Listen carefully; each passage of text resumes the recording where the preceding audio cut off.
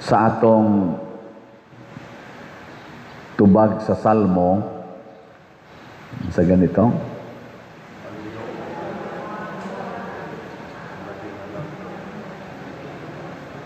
Ang Ginoo hari, ang labing halangdon labaw sa tibuok kalibutan. Mutuo mo ani dili? Okay. Unsa may inyong gibasihan sa inyong pagtuo?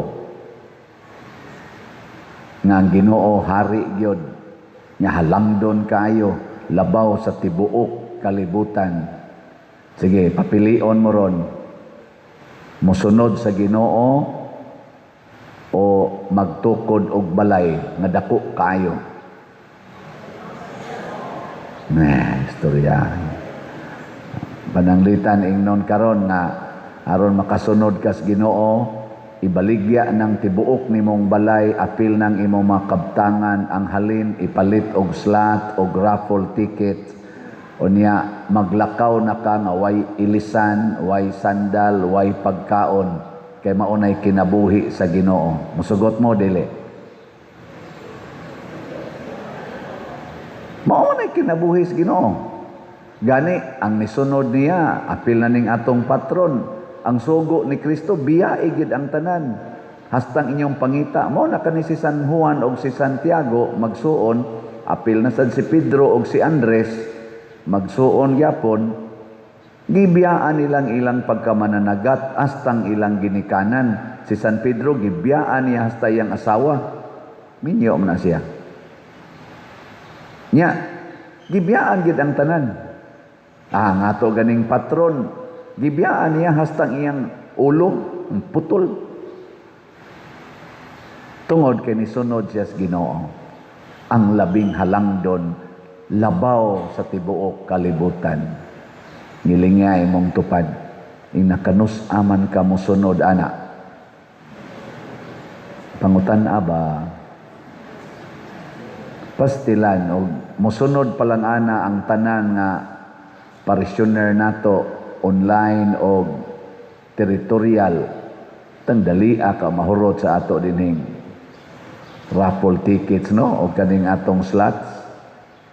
Dali ara ka mahuman sa atong projects, kaning atong bell tower, ang atong bag-ong CR, kana dihang Walk of Apostles, ang atong mga bangko, human tingali dayon niya, no?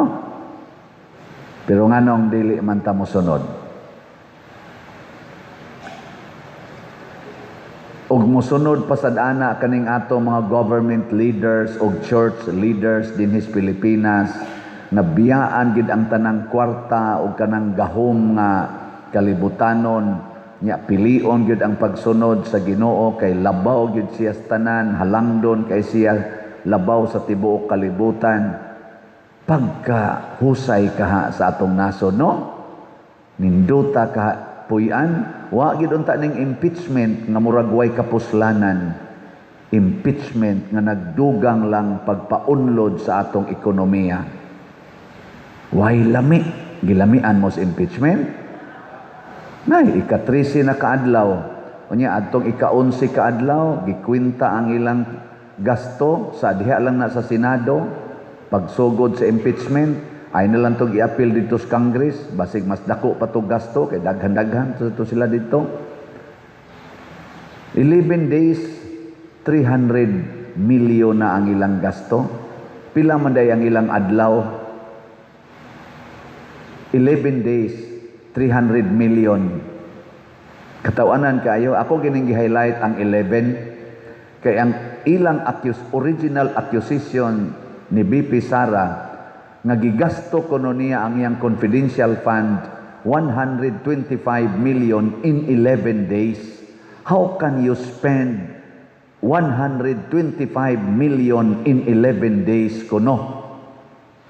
Nya karon sila 11 days pa lang 300 million ang gispend, pakauaw mo diha. How can you spend 11 o 300 million in 11 days? Samtang ang atong mga Pilipinos Way mga pagkaon, daghan kayong way pagkaon, daghan kayong wa kapaeskwela, daghan kayong way ikapalit og tambal, daghan kaayo ang way balay, daghan kaayo ang wa nay trabaho, and you are spending 300 million in 11 days accusing the Vice Presidente nga inyo yung ipa-impeach kay ni-spend siya og 125 million confidential fund in 11 days.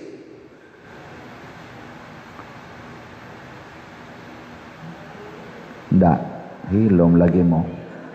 Hey, tubaga na, mga congressmen.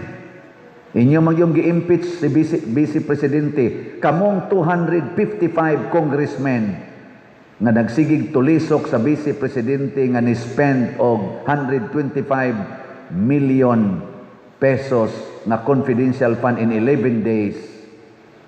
Mo nang inyong gidudahan. Nganong ni-spend man sad mo 300 million in 11 days.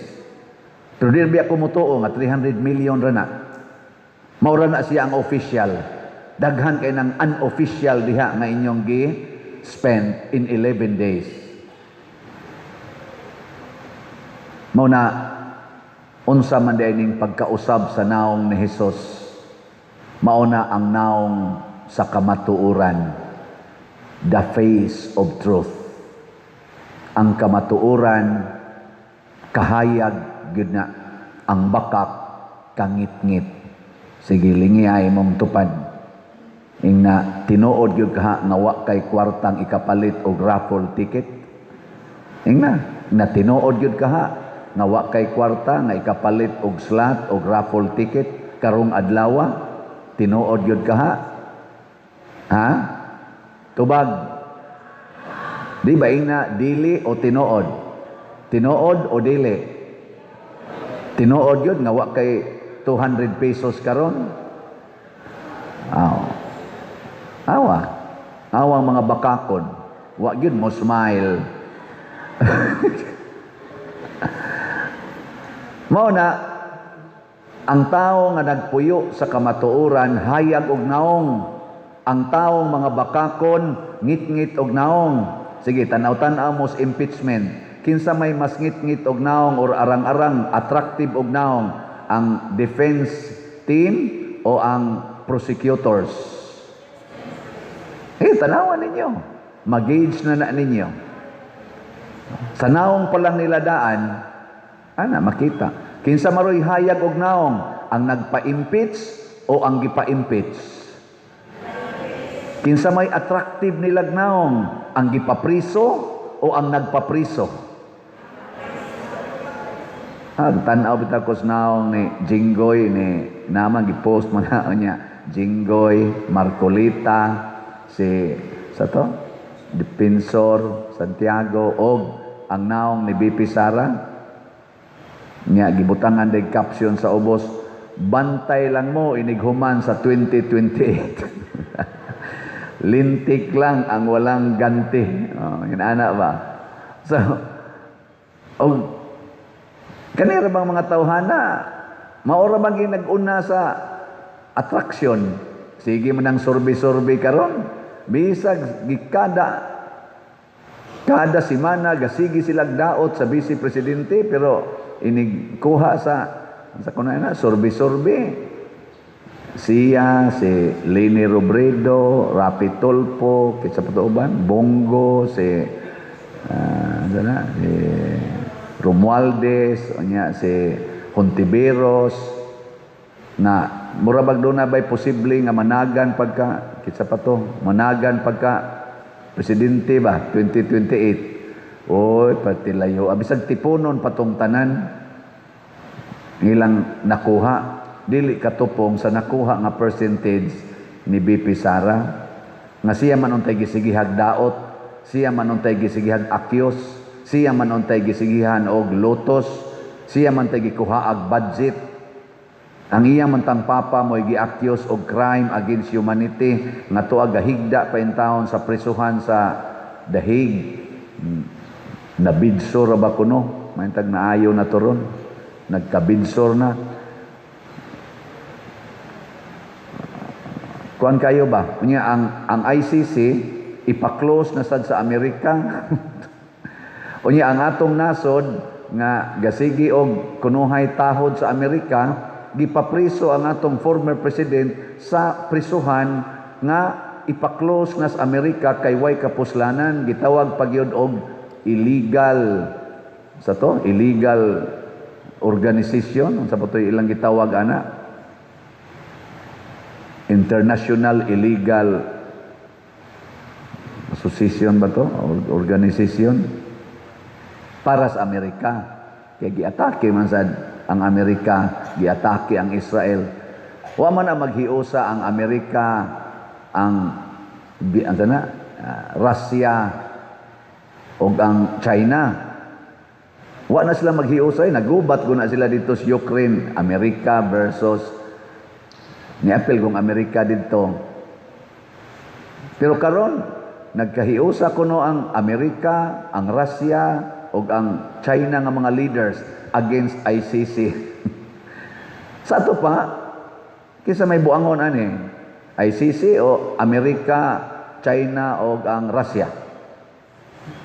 In this particular kaso ba, kisa may mga tinuod nga buangon, ang ICC, nga mga kaning judges diha, nga gagikan sa lain-laing mga nasod, ang ilang presidente, murag Japanese, nga judge. Unya, ilang pailag kaso ang presidente sa Israel, sa Russia, ambot o ang China, ilabot sa ang gipailag kaso. Nya ilarong gipriso ang ato ditong presidente, former president. Unsa may nahitabo, ang gipapriso nga si President Rodrigo Duterte mao sikat kay karon. Sigihag adtos mga tao, mag-birthday, mag-program ang mga tao dito sa gawa sa ICC, wag na makita sa taga-ICC. Nya sila gisigihag daot sa tibuok kalibutan, labi na sa mga dagkong tao. Unsa may lungtad niini mga igsoon. Sama sa atong unang pagbasa, matod pa ni San Pedro, saksi mi sa iyang pagkahalangdon si Jesus.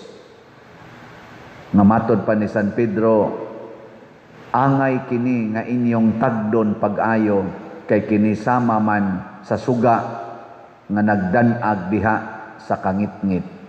Ug unsa may tagdon nga si Jesus maoy model aron makabot ang kalipay og tinuod nga kabulahanan. Ug unsa may kinabuhi ni Jesus? Unsa may kinabuhi niya? Una, kanigyong pagsigig ampo. Muna moingon konyo kanang triple A, mao ginay samaris kinabuhi ni Jesus nga para nako maningkamot gyud kog sunod, pero di gid hinaon perfect, mga 1% siguro. Ampo muna nangadto sila sa bukid kay nagampo, og sa pagampo nila didto nausab ang iyang naong. Kana bitang tao nga magsigig ampo, mausab gyud ang batasan na ako'y kailang sugarol kaayog manok. Pero pag sige na niyag ampo, gibiyaan niya iyang sugal sa manok. Wa na kuno siya manugal hangtod karon. Kauban na anamos COVID-G. Naasan mi mga kaubas COVID-G, kaning among Center of Very Insightful Dinner Group, nga magsigi silang away, hapit kada adlaw ba nag-asawa, sigig away. Pero sa sige na nilang ampo, ning kamot sila nga magdungan gid silang ampo. Karon pugso na kuno nila ilang kaugalingon para mag-away lang gid sila. Kay gimingaw na kuno sila atong ilang away. Grabe kay nang ampo makausab na. Naasay ginikanan, sigig pangasaba sa mga anak, kay mga anak ko do tapulan kayo, sigig yaw-yaw, sigig yaw-yaw. Pero sa sige na niyang ampo, karon pagka inatiman kay niyang mga anak, bisan pa og maumaor gyapoy batasan, ang resulta, ang mga anak sad nangausab, mauna hinuoy mo atiman sa mga ginikanan, nga wa na nila sugua. Nausab, ampo. Ikaduha, kanig yung alagad. Sige ra yung alagad ay yung panugo. May asawa nga sigig away sa bana, hantod ang bana ni layas. Nya paglaya sa bana, ning text nako, nihilak, kay wa na kuno diha ang bana, nako sigihan man sa nimo gaway. Sige siya hilak. Hangtod ni balik ang iyang bana. Karon, text siya nako, padir, ang saya. Saya. Kapuntos tingali mo tong saya. Pero, bunga sa iyang pag-antos, o karon nakadesisyon siya nga iyang alagaran, muna, alagad, muna kamong tanang ng alagad dinhi sa simbahan, bunga sa inyong pagkamaampuon, kay sige mong paminaw sa akong wali, labi na mo mga online parishioners, sige mong paminaw sa akong wali, yan, ang alagad mo din sa atong simbahan, pinaagi pagpalit aning raffle ticket o slots, congratulations, mga usab yun ang inyong kinabuhi. Anong wa man mo mutingog diya? Agree, disagree? Pakpakan na to silang tanan. Salamat. Tanawa, di ba jutay pakitaghalin sa atong slot. 220 pa ang atong slots nga halin. Karon untang buwana kay naman tay gastuhanan sa PYD, nagkinahanglan tag 10 minos, mga 5,000 unta ka slots, 10 minos. Nya 220 pa in taon atong slot. Unsa may atong gastoon karon sa PYD. Hala, paspasin na ninyo ha. Karon ra baning August 21 to 23. Panikad ng ato mga youth, busy na kay sila karon, practice, hanay sila mga buluhaton, unya wa day tay ikagasto. Ang ato sang raffle ticket 662 pa ang atong halin. Nya karon ning December 8 nato i-raffles, nagtarget tag 190,000 ka tickets. Nya 662 pa. Nganong hinay man kay ni?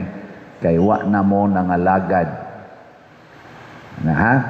Ing kapader, lisod sa kay pader, uy, magsigitag pangalagad, unya, wa na hinuntay bugas, og maona ni ang ikatulong antos. Si Jesus nag-antos hangtod sa kamatayon. Og kanang pag-antos, mga igsoon, mao ginay makapasikat og makapanindot sa atong kinabuhi. Kinsa maroy nag-antos, ang gipa-impeach o ang nagpa-impeach? Ang gipa-impeach. Kinsa may mas gihigugmas mga tao? Ang gipa-impeach. Kinsa maroy nag-antos? Ang gipapriso o ang nagpapriso nilang Marcolita, Jinggoy o ni Dipinson? Sila mo inisikat karon ang gipapriso. Mo'y pinangga sa mga tao. Ang nagpapriso, wa na. Luod na kaignaong tanawon. Wa na'y mutagad gani. Kinsa maroy nag-antos? Ang gikuhaan sa kwarta nga trilyon-trilyon o ang nanguha sa trilyon, kanang nangawat sa trilyon, kinsa may nag-antos? Ang gikuhaan, kita, katawhan. Muna, kining atong pag-antos karon, wa na tay mga classrooms nga tarong, daghan kayong kuwang, unya, wa na tay mga paratambal, sa public hospitals, generally speaking, atong flood control, sige na lang flood, wa na'y control, muuwan lag 30 minutes nga kusog, wa na, flood na. Ato laning antuson. Pero antuson sad nato ang pagpili unya, dool naman lang, 2028, antuson pud nato ang pagpili og mga bag-ong leaders nga tarong. Kanang kamaong moampo, moalagad, og moantos. Kanang manghatag og kwarta panahos eleksyon, manghatag dayog mga project panahos eleksyon, di na nato butaran. Kanang mamutang sa ilang mga naong og sa ilangan, anang mga project sa gobyerno kunuhay nga ilang gipasiugdahan, ayaw na nagbutari, mga buangona. Mauna ni ron ang resulta. Sa sige natong patronize nila. Kanang palinyahon dayon ang mga pobre, labi na gyud ang senior citizen, palinyahon dayon kanang panahon na sa eleksyon, mag-angat ng eleksyon. Next year, nanay man naglinya, daghan na kayo nang mo-offer next year. Ayaw na mo glinya dito. Ayaw tungaha, bahalag langaw na sila. Kanang ilang giandam nga mga kwarta, ipasud na sa ilang bulsa, ipabaw na sa ilang kaalautan. Dili na makaluwas nato ang kwarta. Bisag ka ng malita-malita nga kwarta, kamong nakadawat ni ana, panganda mo sa dakong kaalautan nga inyo onyang dawaton. Alaot gyud mo. Kasakit ang inyong bation. Pero kamong na nagantos, kitang na nagantos, congratulations. Kay naatay mapaabot nga kabuluhanan. Pero puy-a nato ang kamatuoran, dili ang bakak, aron hayag tagnaong. Last na lang lingi sa imong tupad. Ingna musugod na kog hatag sa tanan nga akong gisaligan. Sige na. Hatag sa tanan nga akong gisaligan. Sunod buwan humana ning atong project. Di ba? Sige, manindog na ta katong dili bakakon.